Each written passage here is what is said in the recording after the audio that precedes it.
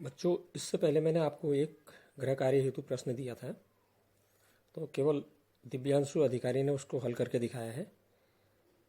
मैं अन्य बच्चों से भी कह रहा हूँ कि वो दिए गए प्रश्नों को हल करके व्हाट्सएप में उनकी फ़ोटो भेज दें, ताकि ये पता चलेगा कि आप क्या तैयारी कर रहे हैं। तो इसके बाद बच्चों, इसी प्रश्नावली का मैं तीसरा प्रश्न ले रहा हूँ। ये बड़ा इम्पोर्टेंट प्रश्न है। इसमें दिया हुआ है जो प्रश्न 3 मैं बोल रहा हूँ। कुछ वास्तविक संख्याओं के दशमलव प्रसार नीचे दर्शाए गए हैं। प्रत्येक स्थिति में निर्धारित कीजिए कि यह संख्या परिमेय संख्या है या नहीं। यदि यह परिमेय संख्या है और P/Q के रूप में की है, तो Q के अभाज्य गुणनखंडों के बारे में आप क्या कह सकते हैं?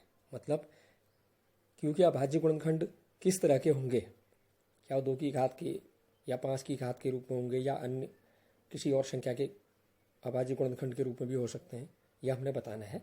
इसमें पहला जो हमें दिया 3 खंडों में दिया, फर्स्ट पहले वाले पार्ट में दिया है 43.1234567 सेकेंड पार्ट है इसका 0.120 1200 12000 12000 एंड सो ऑन। इस तरह से आगे कोई और भी है। ये तीसरा पार्ट दिया है 43 बार लगा हुआ है, दंड लगा हुआ है डेसिमल के बाद 1 2 3 4 5 6 7 8 9 के ऊपर। 43.123456789 बार। तो पहला जो इसमें खंड दिया हुआ है बच्चों, इसमें हम देख रहे हैं 43.123456789। उसके बाद कोई बिंदु भी नहीं लगे हैं, डॉट डॉट डॉट नहीं लगे हुए हैं। मतलब यहाँ पर ये भाग पूरा हो रहा है 9 पर, पूरा भाग जा रहा है। इसका मतलब शेषफल 0 आ जा रहा होगा। तो अतः हम कह सकते हैं यह एक शांत दशमलव प्रसार है। ठीक है।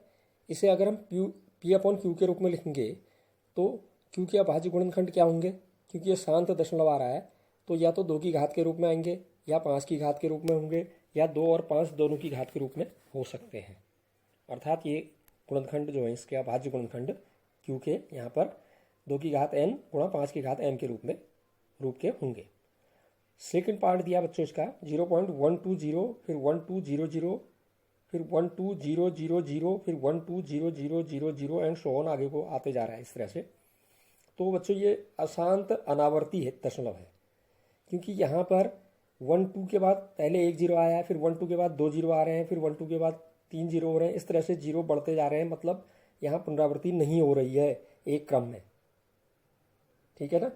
तो यहाँ पर शून्य जो 1 2 के बाद जो शून्य आ रहा है, उनकी संख्या बदलती जा रही है। तो यह एक अशांत अनावर्ती प्रसार वाली संख्या है, जिसे हम अपरिमेय संख्या कहते हैं। तो यहाँ पर Q के अभाज्य गुणनखंडों की कोई बात ही नहीं आएगी। तो तीसरा खंड बच्चों 43.123456789, उसके ऊपर बार है डेसिमल के बाद इन 9 अंकों के ऊपर।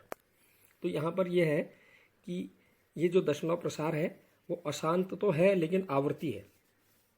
क्यों? क्योंकि यहाँ पर